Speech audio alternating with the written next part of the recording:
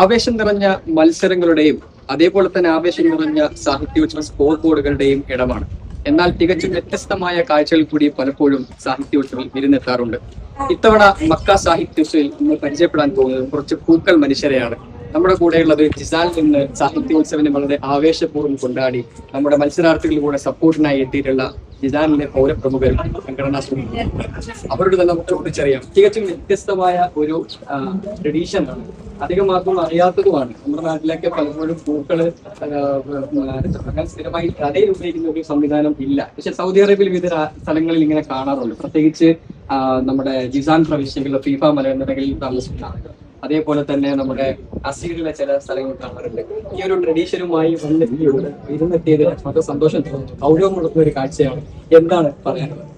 ജിസാൻ പ്രവിശ്യയില് ഈ മല ഏരിയയാണ് ഇപ്പം ഉള്ളത്. അവിടെ ഇതിന്റെ പേര് അസാബ് എന്നാ പറയുന്നത്.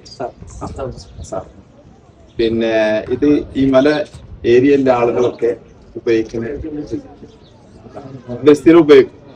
പിന്നെ ഒരു മരുന്നും കൂടിയാണത്.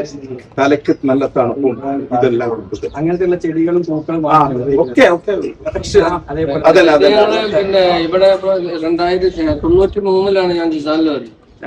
ഞാനൊരു പിന്നെ ഒരു മന്തിയിലായിരുന്നു ജോലി. അപ്പൊ അവിടെ ഈ ബതുക്കള് ഫിഫ മലിന്റെ പോകുന്നു, അതുപോലെ പിന്നെ അതുപോലെ തന്നെ ഹറൂബ്, ദായർ, ഐബാൻ, ഐദാബി, ഈ ഭാഗത്തു നിന്നുള്ളൊക്കെ ബതുക്കൾ വരുമ്പോ ഫാമിലി സഹിതം വരുമ്പോ അവരെ കൂടുതൽ ഫാമിലികളും ലേഡീസും ഇത് ഉപയോഗിക്കുന്നതാണ്. ഇതില് പിന്നെ കൂടുതലായിട്ട് നല്ല സ്മെല്ലുള്ളത് നമ്മൾ കൈതപ്പൂ എന്ന് പറഞ്ഞൊരു പൂവുണ്ട്, അതും പിന്നെ റൈഹാൻ, നമ്മൾ എർജാൻ എന്ന് പറഞ്ഞ റൈഹാൻ ഇതിന്റെ കൂടെ ഉണ്ടാകുന്നതാണ്. കാട്ടുതുളസി, ഇതൊക്കെ സൗന്ദര്യത്തിനും ആരോഗ്യത്തിനും ഒക്കെ ഉപകരിക്കുന്ന രീതിയിലുള്ള ട്രഡീഷനാണ്.